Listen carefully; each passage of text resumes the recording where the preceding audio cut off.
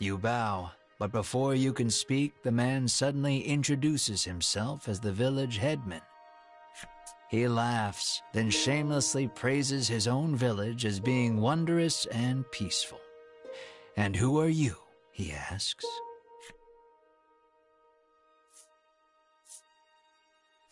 After explaining that you are on a quest to defeat the dragon, the headman invites you to rest your feet a bit in his village. He says that he had heard rumors of the dragon when he traveled the world. "You must be tired from your journey. Have a seat. I will have my chef prepare a feast," the headman says, then claps his hands twice to summon a stewardess.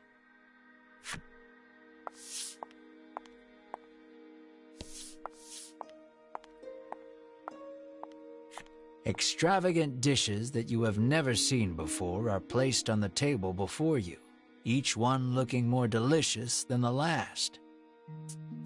"You're drooling," Melanie scowls. You hadn't even noticed.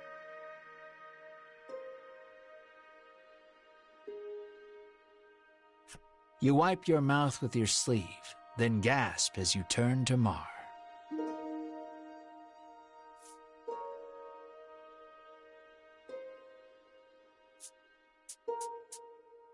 Perhaps in an attempt to hold himself back, Mar is gnawing on the table corner. There, we'll eat soon," you reassure Mar while gently stroking his head. The doors fly open in the next instant, and a girl runs in.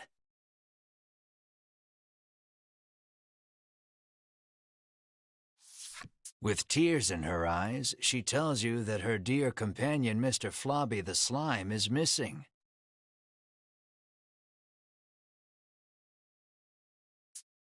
The headman's eyes go wide in surprise. "We must find that slime right away," he says anxiously. You are starving, but it doesn't look like you'll be able to partake of the feast before you because of Mr. Flobby's disappearance.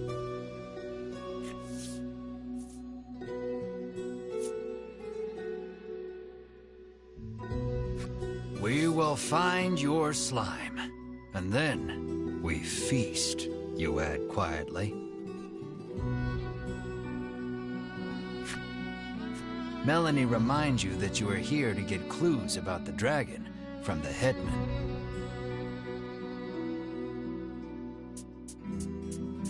What's the difference? Literally everything. Hunger taking its toll, you two begin to argue. "Brave heroes," the headman interjects, then bows his head. "Would you please find her slime?"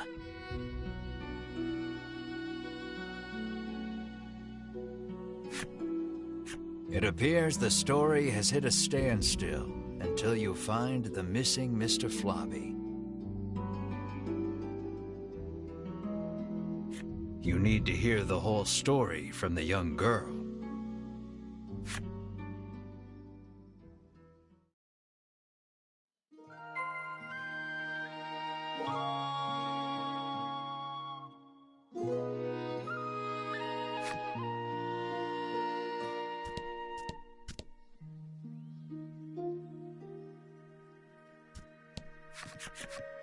The girl sobs, wailing about the missing Mr. Flobby. Melanie places her hand atop the girl's head and promises that your party will find her companion. The girl then hands something to Melanie. It looks like the muddy handkerchief she used to wipe Mr. Flobby. She asks Melanie to wipe Mr. Flobby with it after you find him. The girl claims to have searched the village but cannot find her friend anywhere.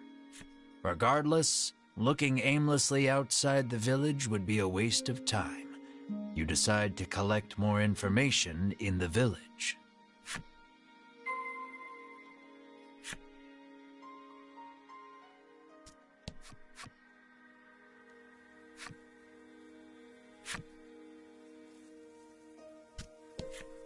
The goblin dutifully tends his flower bed, eagerly anticipating the day they bloom.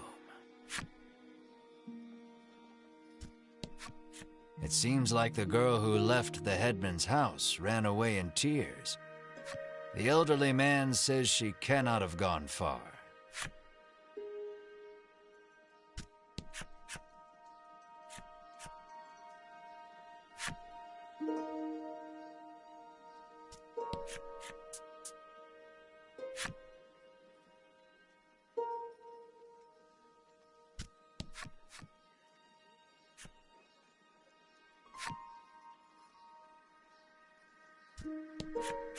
She says she saw a suspicious man in black with a slime outside the village not long ago. She claims they went northwest together. Did that man take Mr. Flobby? You resolved to leave the village in search of the pair.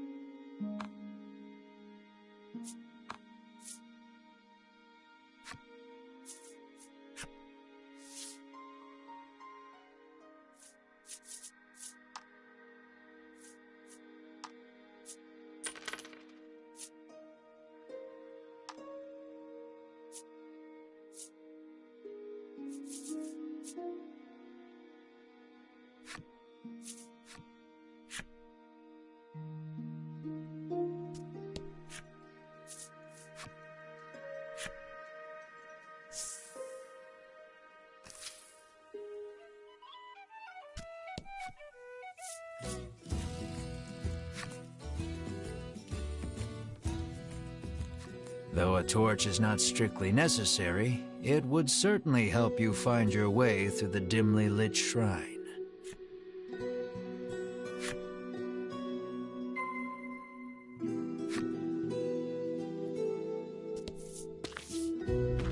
Your footing is obscured in the dimness of the shrine. You should probably proceed with caution. I think you made the right choice. You take a good look at the floor and see it lined in trails of viscous liquid. No doubt a slime or 200 have passed through here.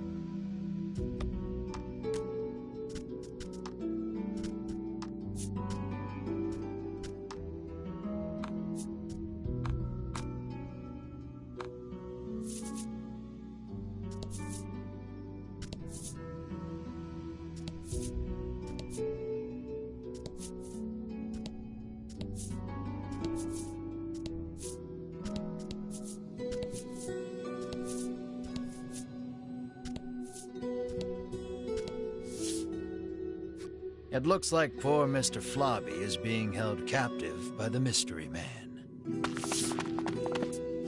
Hand over that slime, you shout to the man in the dark. You speak as if I kidnapped him, he remarks, curtly turning to face you. When your eyes finally adjust to the surrounding darkness, you realize the man's clothes look eerily similar to Melanie's. Melanie's mouth falls open in surprise. It seems the man has noticed Melanie as well. It looks like the two know each other.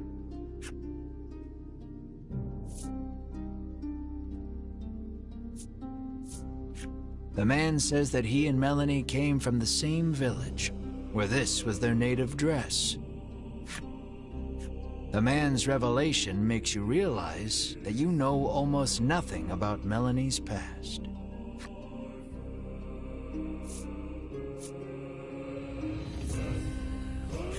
You ask her if he is a childhood friend, but she holds her tongue. Then the man speaks. With forbidden magic, our clan has ensured the dragon, he begins, when Melanie cuts in. She rattles on about the man, telling you that he is Vince, a lunatic obsessed with the dragon. Vince resentfully claims that he is searching for the noble dragon to protect it. You ran away from home with your tail between your legs, he ridicules. Enraged, Melanie lunges at Vince. You have so many questions, but realize that the most pressing matter is getting Mr. Flobby back. So you ready for battle? Careful, he won't go down easy.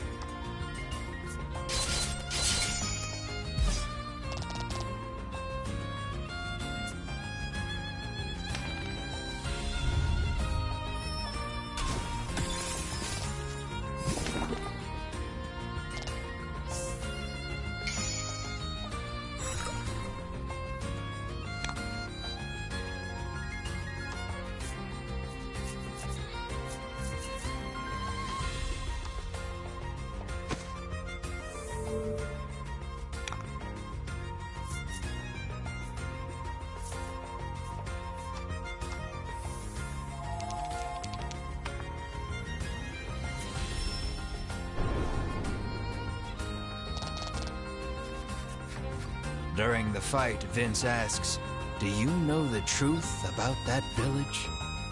The headman may look like a nice old man, but he keeps those little monsters around too, he begins.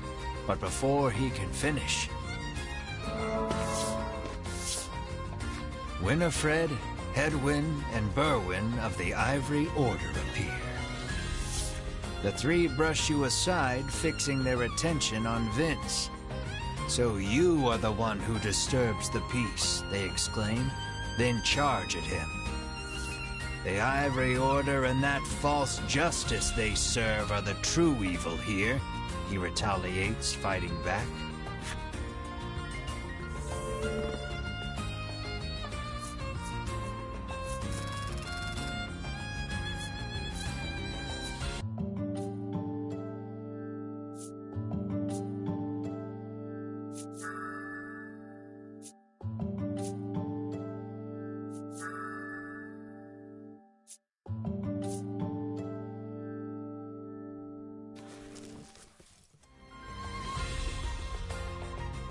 Seeing the two parties occupied with each other, you realize this is your chance to grab Mr. Flobby.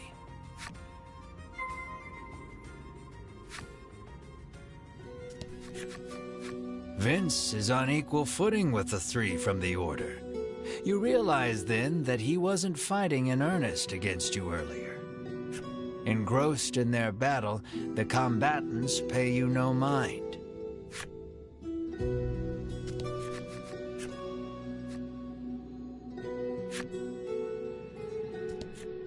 Perhaps wary of humans, Mr. Flobby dashes out when you draw near.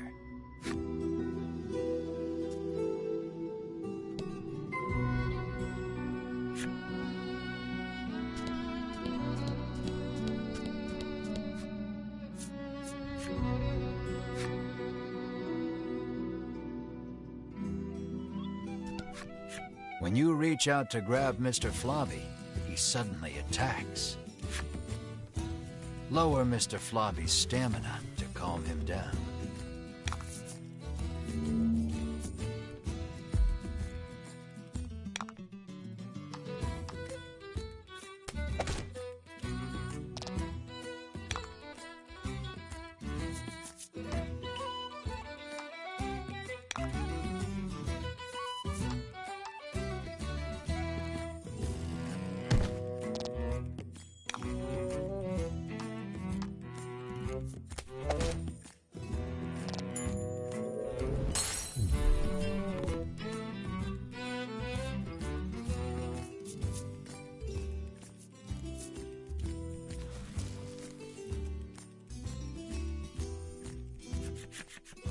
Exhausted from the fight, the raging Mr. Flobby finally stops attacking. But it seems he hasn't yet come to his senses. He glares warily at your party. Find something to help return Mr. Flobby to normal.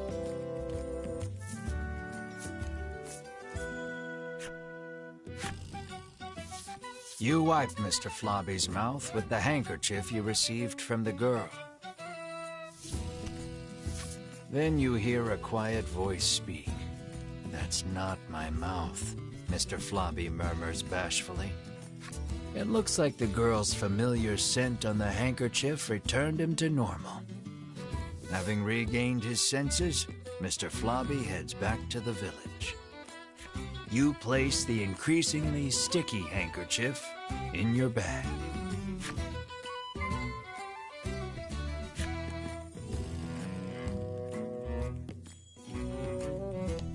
The Ivory Order and Vince are still fighting inside. It's probably best not to enter now.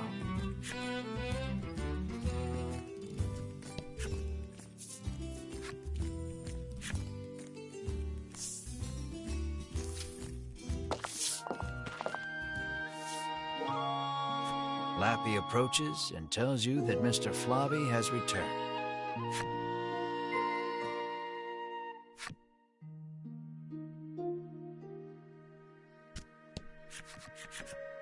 The girl is ecstatic that Mr. Flobby is finally back home. "I'm happy for you," Melanie says with a smile as she returns the handkerchief. The girl bows her head and thanks you deeply. Mr. Flobby looks as slimy as ever. You just hope it's a happy slime. "The headman wants us to bring Mr. Flobby to him. Would you mind?" you ask. "Of course not. But bring him back soon," she answers with a bright smile.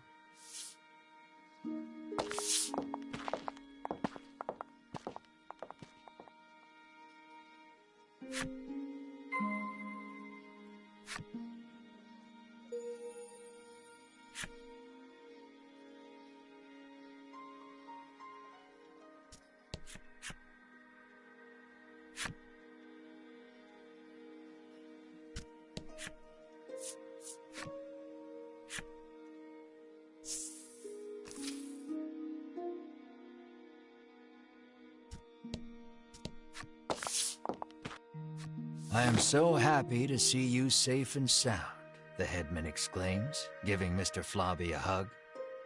You explain everything that happened, including the incident with Vince and the Ivory Order. He expresses his relief that the Order will be taking care of the criminal. He then thanks you for your hard work and instructs his stewardess to prepare dinner for your party.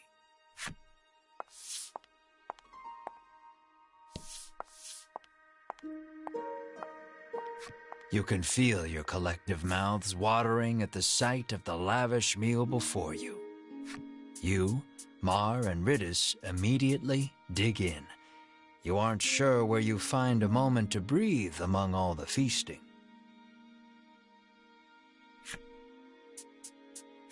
Please, eat to your heart's content, the headman insists with a smile.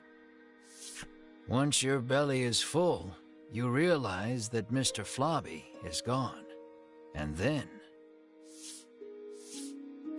Room for dessert? The headman asks, offering you a plate of slimy jelly. You feel your stomach churning at the very sight of it. The color strikes you as familiar, and the stickiness sends a shiver down your spine.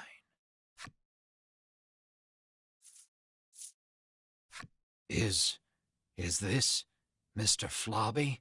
You ask the headman, your voice trembling in disbelief.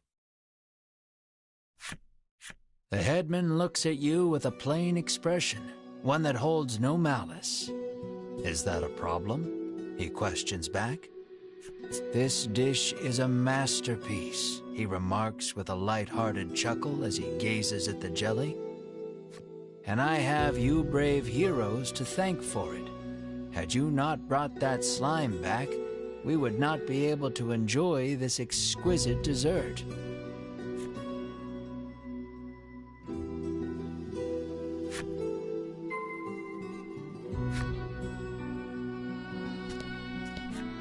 Are you full? He asks, seemingly concerned at your silence. It would be a shame to let something so splendid go to waste.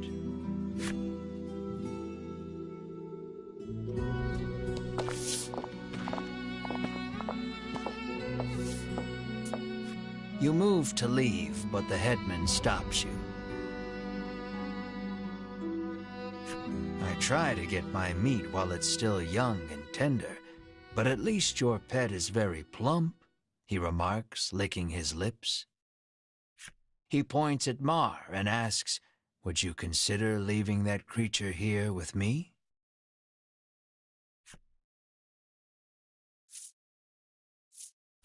Never, you refuse flatly, not bothering to hide your discomfort. Think about it, he entreats, and then... You grab the headman by his lapels, hands trembling in fury.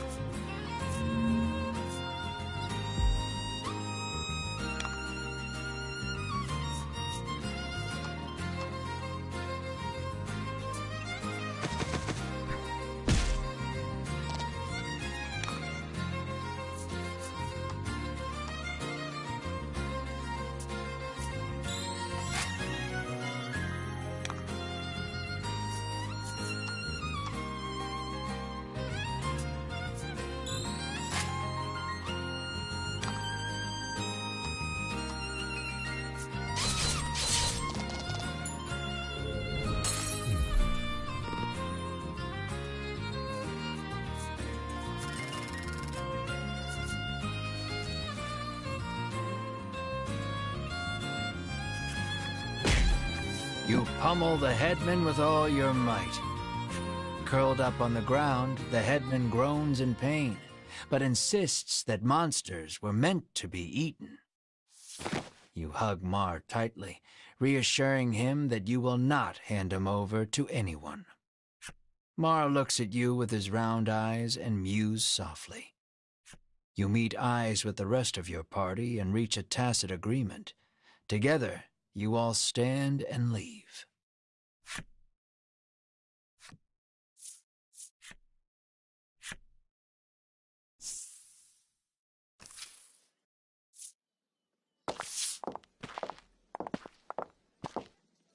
As you are about to leave the headman's house, though, the old man suddenly charges at you from behind. But Mar, the keener of you two, is quick to block his path. With a crash, Mar and the headman tumble to the ground. From the headman's hand falls a small blade. It clatters to the ground, covered in blood.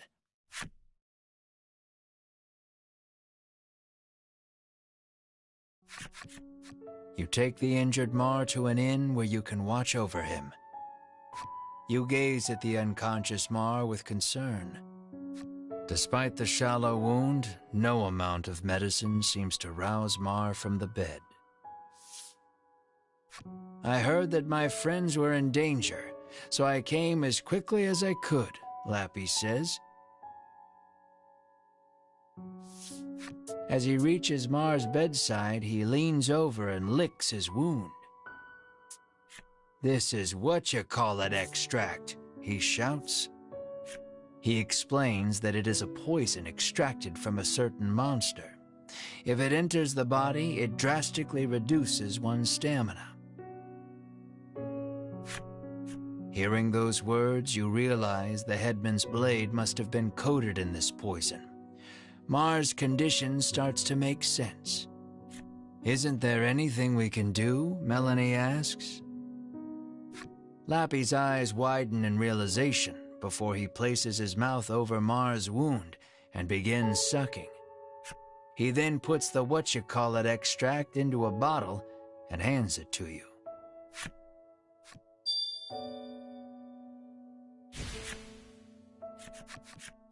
Lappy says that if you follow the road south of the village, you will reach Shoreland. He tells you to give the extract to the famous nutritionist there. Realizing that you are at fault for this, you don't hesitate to undertake the quest.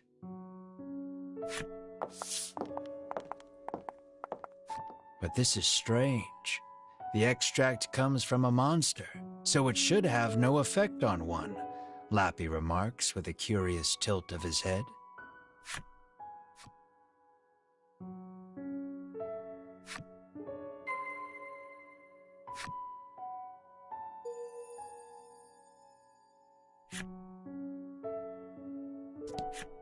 He urges you to hurry on to Shoreland and find the nutritionist.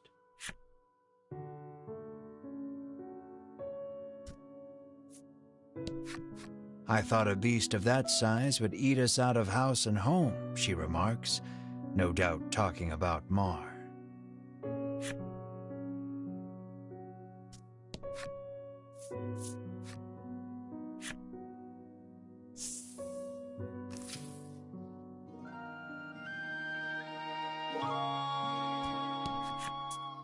The girl sighs. "You're dirty again," she says, wiping a slime's mouth. "Mr. Flobby, you're alive," you exclaim in glee. "This is Mr. Globby, Mr. Flobby's cousin," she tells you.